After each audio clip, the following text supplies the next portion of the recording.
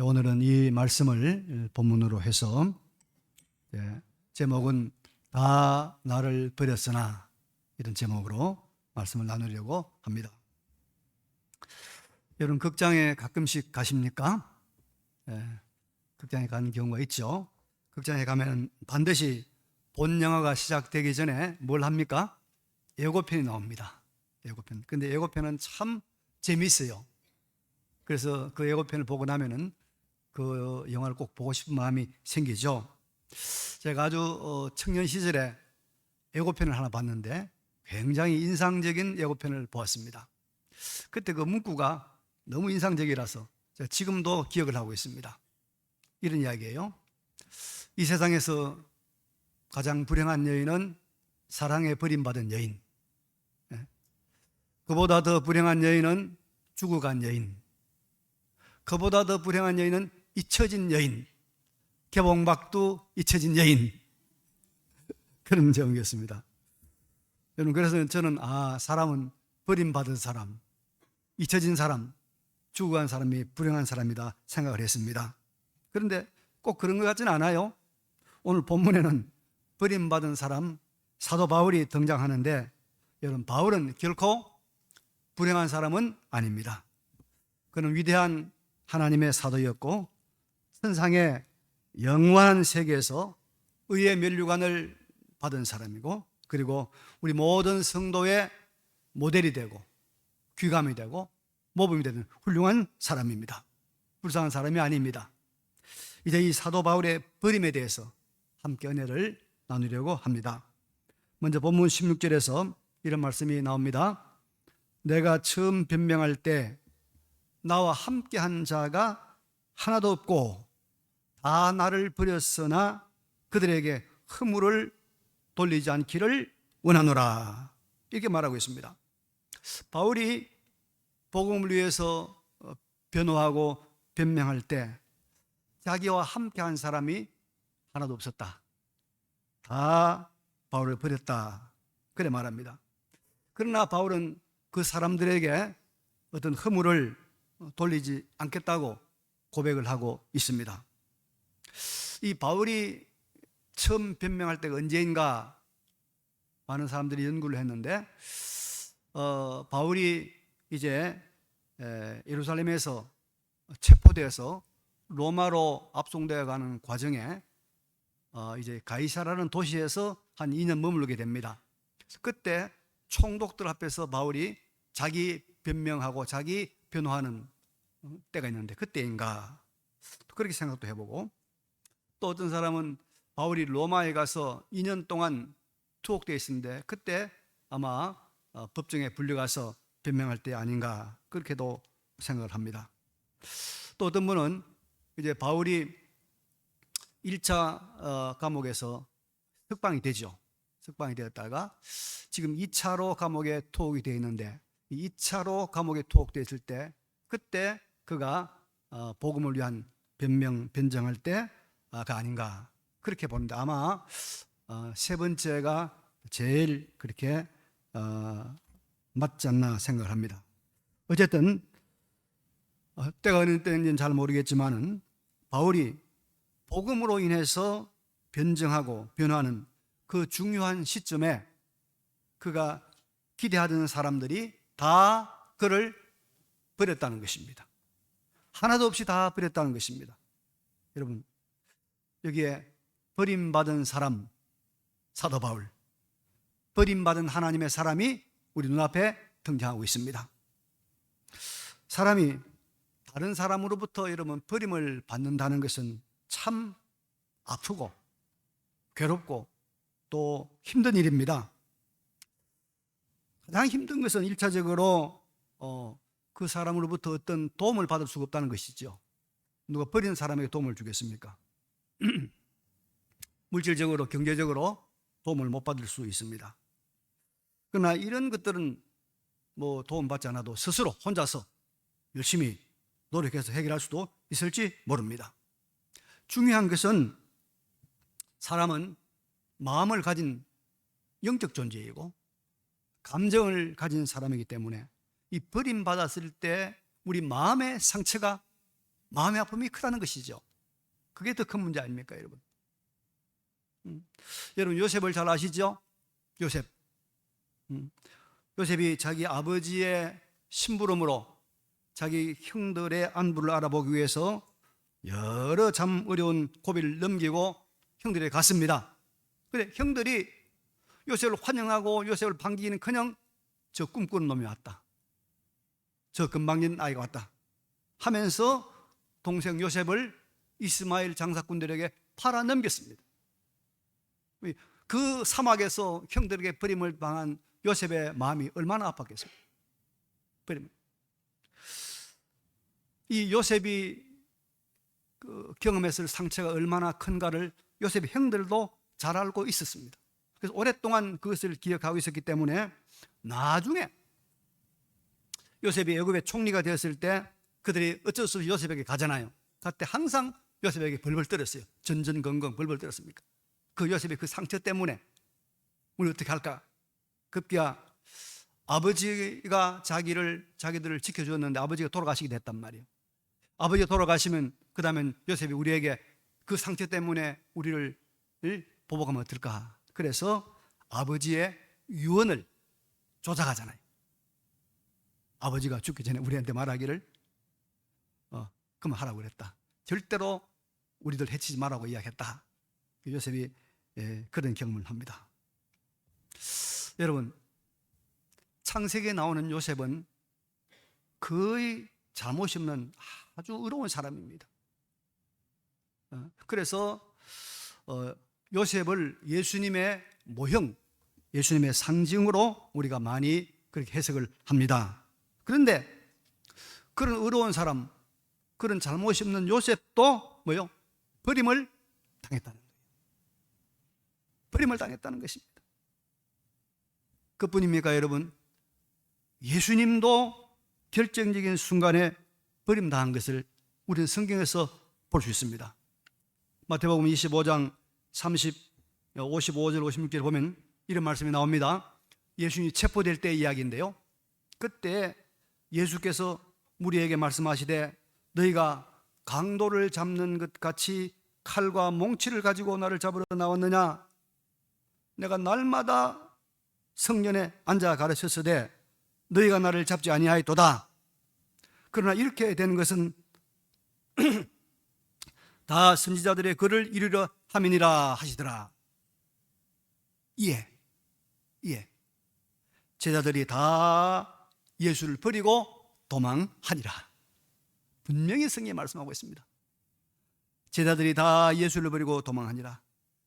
제자들이 다 예수를 버리고 도망갔다고 말하고 있습니다. 그래서 여러분, 우리가 예수님의 길을 따라가고 또 사도 바울의 길을 걷고 또 우리가 이 요셉처럼 바른 길을 살아가는데도 언제나 칭찬과 박수와 환영과 꽃길만 있는 것이 아니라 버림을 당하는 길도 있다, 배신을 당하는 길도 있다 하는 것을 알아야 합니다. 버림을 당해서 배신을 당해서 마음이 쓰리고 아플 때가 있다는 것을 알아야 합니다. 버림당한 자의 고독함을 경험할 수 있다는 것을 알아야 한다는 것입니다. 그런데 여러분, 중요한 것은 이런 버림이 없으면 좋겠지만은 이런 일이 있을 수 있다는 것을 알고 그때 우리가 어떻게 대응해야 되는가, 그때 우리가 어떤 자세를 취해야 하는가, 이것이 중요한 것입니다. 바울은 무엇이라고 말합니까? 그들에게 허물을 돌리지 않기를 원하노라. 이게 허물을 돌리지 않기를 원한다, 이 말은 다른 번역에 이렇게 했어요. 엄한 벌을 받기를 원하지 않는다, 그런 말입니다. 엄한 벌을 받기를 원하지 않는다. 그들을 원망하거나 미워하거나 그들이 벌 받기를 원하지 않는다. 하나님의 깊은 섭리로 본다는 것입니다. 요셉은 자기 형들이 자기를 팔아버린 일들에 대해서 형들이 나중에 자신들의 죄를 고백할 때 이렇게 말합니다. 창세기 50장 19절 이하에서 두려워하지 마소서, 내가 하나님을 대신하리이까 당신들은 나를 헤아리 하였으나 하나님은 그것을 선으로 바꾸사 오늘과 같이 많은 백성의 생명을 구원하게 하시려 하셨나니 당신들은 두려워하지 마소서. 내가 당신들과 당신들의 자녀를 기르리이다.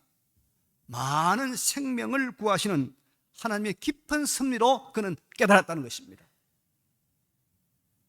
여러분, 우리가 다른 길을 가는데도, 우리가 하나님 앞에 정말 믿음으로 의로운 길을 가는데도 우리를 버린 사람들이 있습니다.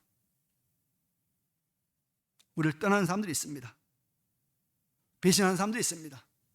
그런 사람들에 대해서 미워하거나 그들이 하나님 앞에서 우리가 벌 받기를 바라지 말고, 여기에는 하나님의 깊은 섭리가 있는 줄 알고 나중에는 합력하여 유익하게 된다는 그 하나님의 말씀을 믿고 말씀대로 범사에 감사하는 그런 성숙한 성도의 삶을 사시기를 간절히 바랍니다. 그런데 여러분, 이런 모습으로 살아가는 바울에게 오늘 본문은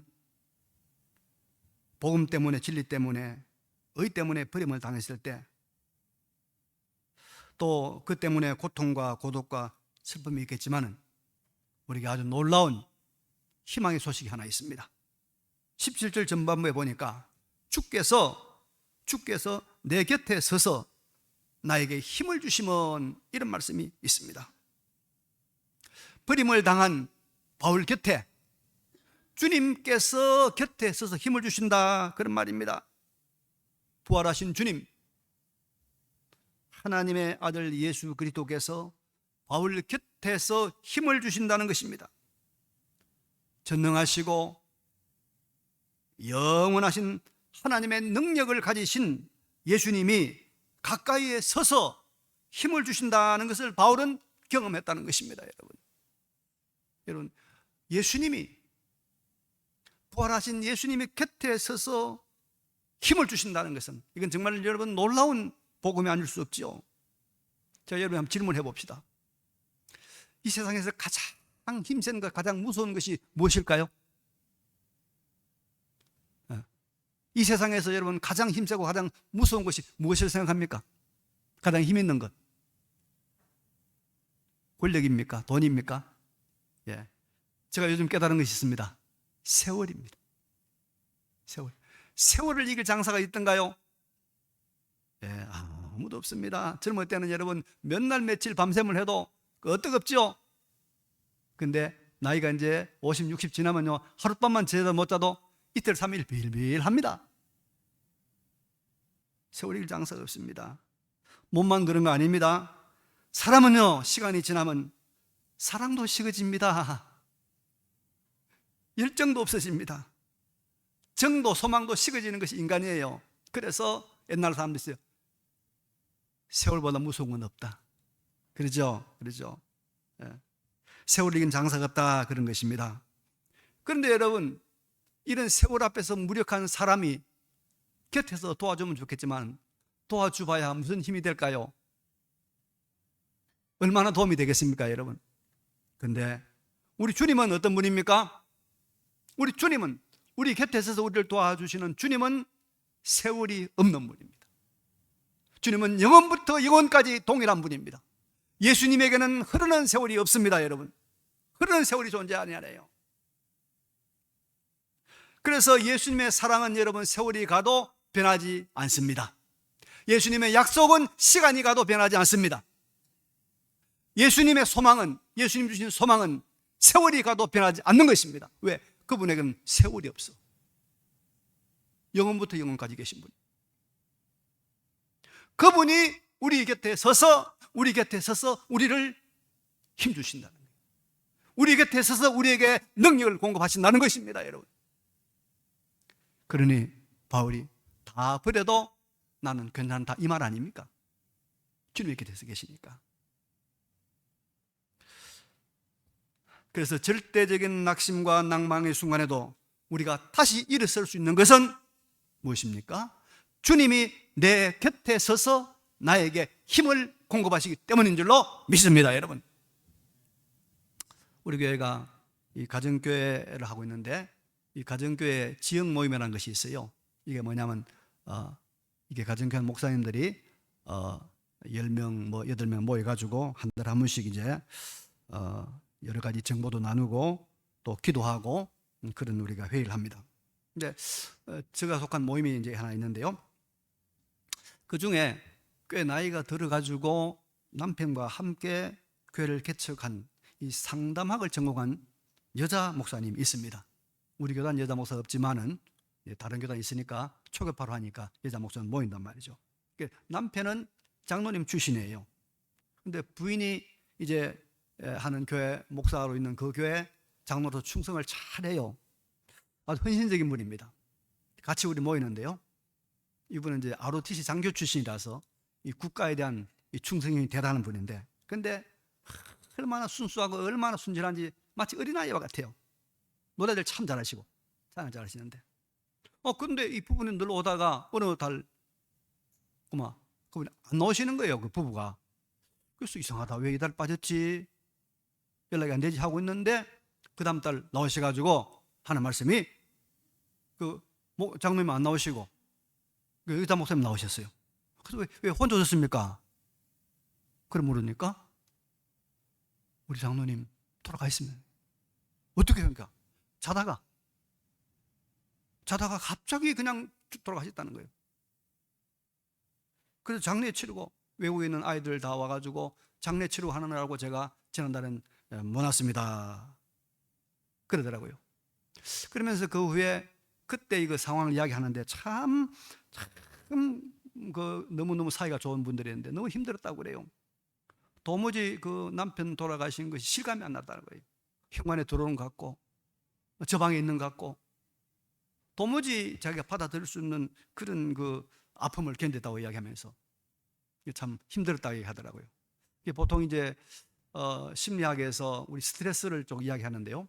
스트레스 욕을 먹었을 때는 30점, 또 왕따 되면 50점, 도둑 맞은 70점 이렇게 하는데, 이 스트레스가 제일 많이 올라가는 100점이 언제냐?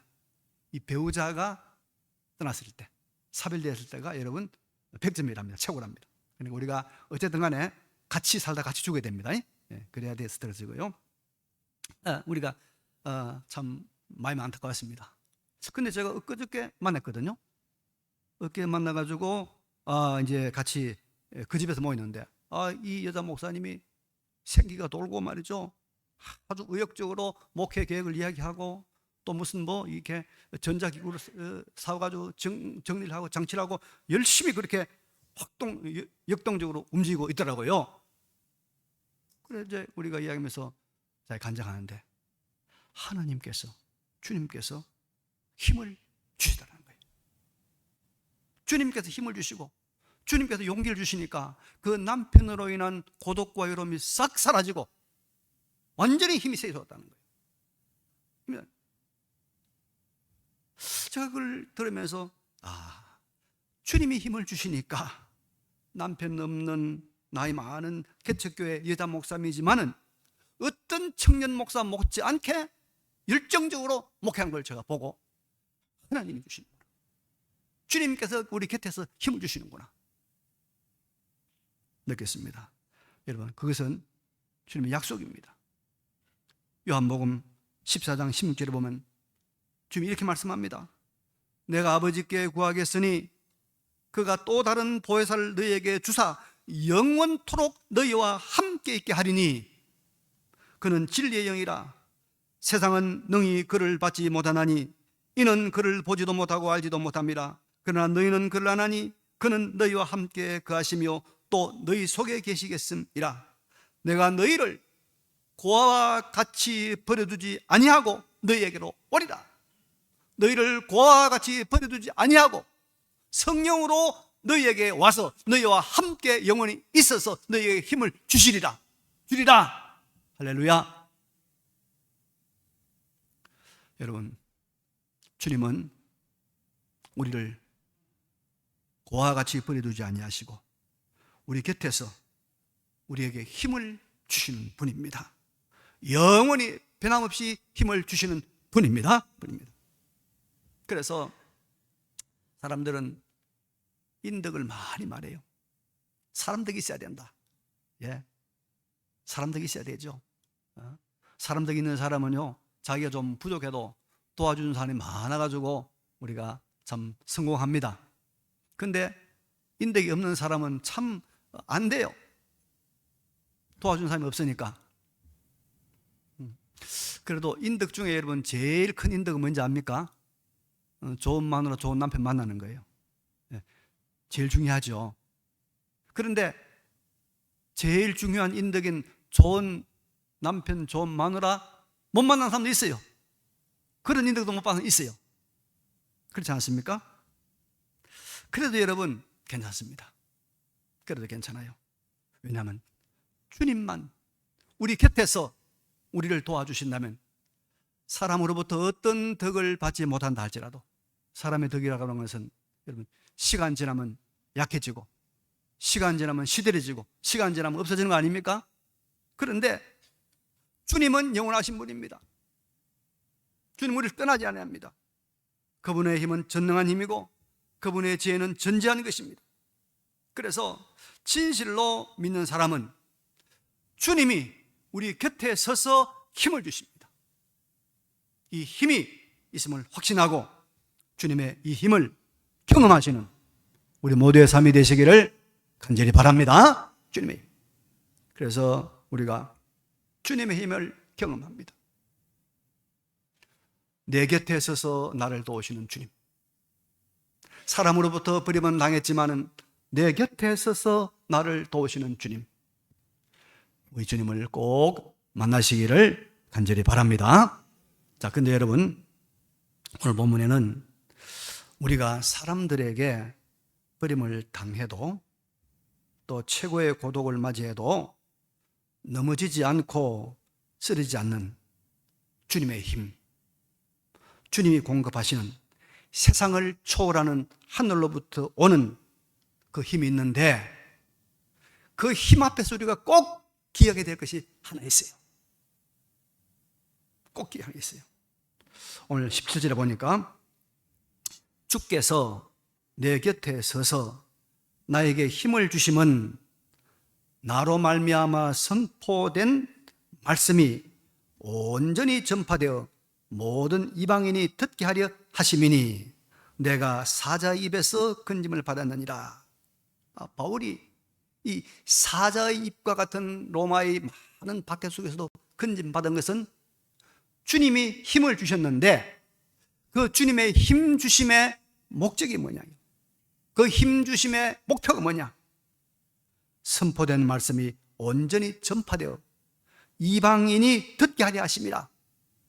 주님께서 이 놀라운 하나님의 능력의 힘을 주신 이유가 뭐냐? 전파된 하나님의 말씀을 이방인들이 들어서 구원받게 하려 합니다. 그런 말입니다. 한마디로 말하면 복음 전파를 위해서 주님께서 이 바울 곁에 서서 놀라운 하늘에 속한 신적인 힘을 공급해 주셨다, 그런 말입니다. 여러분, 우리가 이걸 잘 알아야 됩니다. 우리가 하나님이 우리에게 주신 능력, 물질의 능력, 지식적인 능력, 우리가 사회적인 능력, 이 모든 능력을 바르게 사용해야 됩니다. 그래야 하나님께서 그것을 오랫동안 유지하게 해주십니다. 이렇게 해주십니다.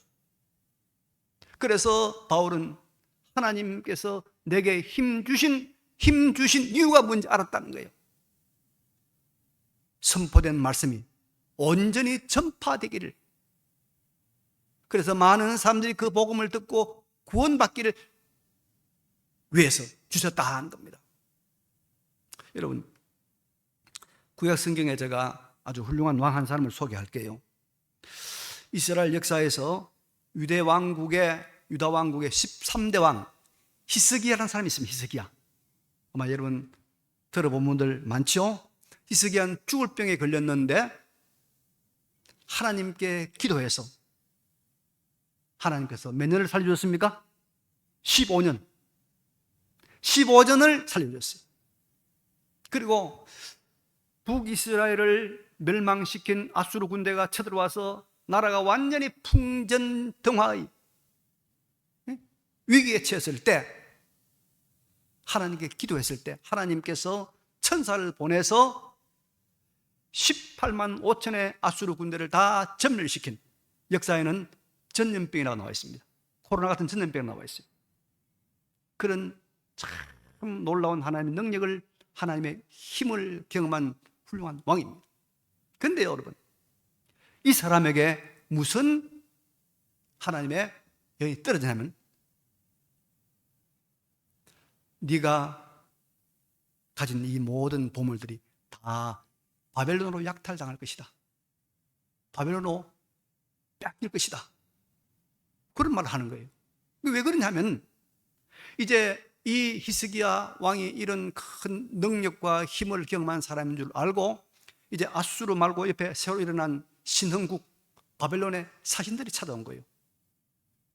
어떻게 해서 히스기야 왕은 그런 놀라운 능력과 힘을 그렇게 경험했습니까? 왔을 때 히스기야 왕이 바벨론 사신들을 전부 데리고 가서 자기 나라의 무기고를 다 보여줍니다. 또 이 보물 창고를 다 보여줍니다. 우리는 이러이러한 보물, 이러이러한 힘이 다 보여줍니다. 왜 보여줍니까? 자기 자랑하려고, 자기 나라 자랑하려고. 하나님께서 그런 힘을 주신 것은 자기를 자랑하라고, 자기를 나타내려고, 자기를 참 드러내려 준 것이 아니라 하나님의 영광을 나타내고 하나님의 이름을 높이고 하나님의 복음을 전가로 주신 것 아닙니까? 그런데 그 힘을 뭡니까? 그 힘, 그걸 자기 자랑에 사용했단 말이에요. 그러니까 하나님께서 선지자를 통해서 말했습니다. 네가 보여준 모든 것은 다 바벨론에 빼앗길 것이다. 너의 힘은 다 약화될 것이다. 이 바벨론 사람들이 이 유다 왕국에 머리를 숙이려고 왔는데, 이제 유다가 힘이 빠지고 약해지니까 바벨론 사람들이 유다를 완전히 멸망시킬 것이다. 실제로 역사에는 여러분, 바벨론이 유다를 멸망시켜버리고 맙니다. 하나님이 주신 이 하나님의 능력과 힘을, 하나님의 영광과 하나님의 복음과 하나님의 나라를 위해 사용하지 아니할 때 하나님께서 그 힘을 거두어간다는 거예요. 빼앗아간다는 거예요. 그걸 우리에게 알려주는 것입니다.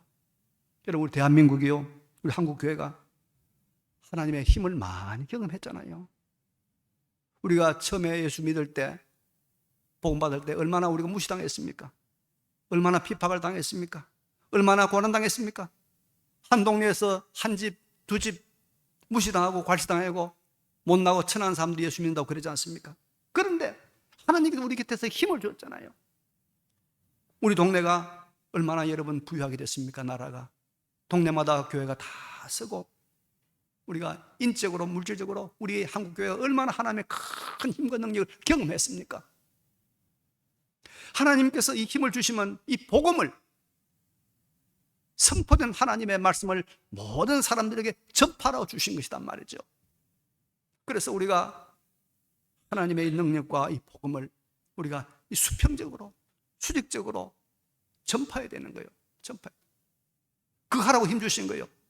근데 우리나라가 여러분 참 그런 부분에서 잘한 면도 있습니다. 우리가 이 수평적으로 이 복음 전파를 많이 해서 선교사를 많이 파송했습니다. 우리가 필리핀에도 많이 보냈고요, 브라질에도 보냈고, 말레이시아도 보냈고, 중국에도 보냈고, 우리가 뭐 곳곳에 수백 군데, 아르헨티나도 보내고, 아제르바이잔도 보내고, 수백 군데 보내서 수평적으로 많이 보냈습니다. 근데 여러분, 그거는 50%입니다.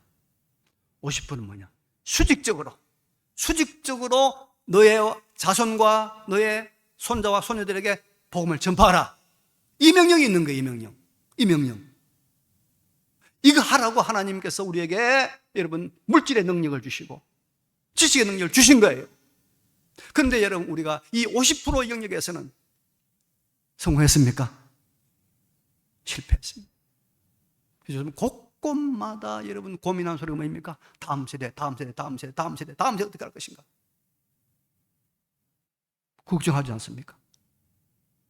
왜? 우리가 가진 여러분 힘과 우리가 가진 에너지와 모든 걸 가지고 수평적으로, 수직적으로 복음을 전가하는 것이 하나님의 말씀인데, 이게 안 되면 이 수직적이 안 되면 여러분 시간이 지나면 수평적인 것도 안 됩니다.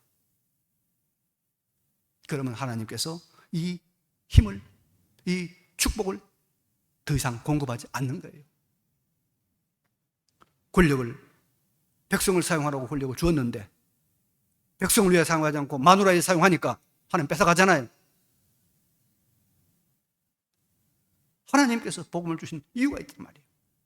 이유가 수평적으로 수직적으로 복음을 전하다. 그래서 우리가 어찌하든지 여러분 수평적인 전 선교도 열심히 해야 되겠지만 수직적으로 우리 아들, 딸, 손자, 손녀, 정손자에게 이 복음을 전하는 일에 우리가 힘을 써요.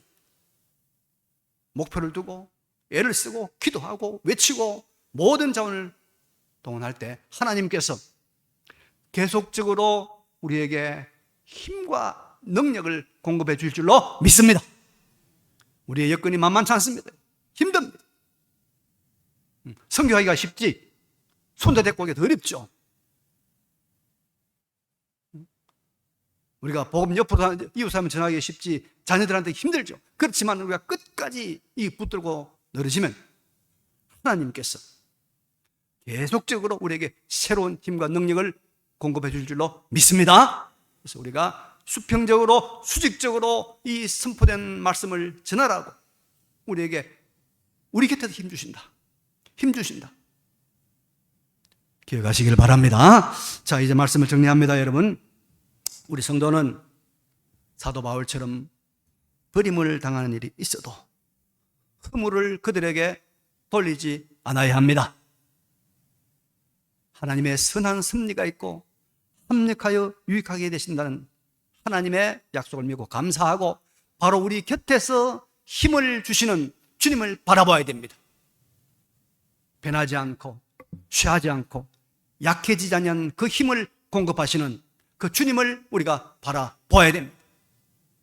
그 주님의 힘을 우리가 계속적으로 경험하고 그 주님의 능력을 계속적으로 사용하는 길은 뭡니까? 복음을 전하는 겁니다.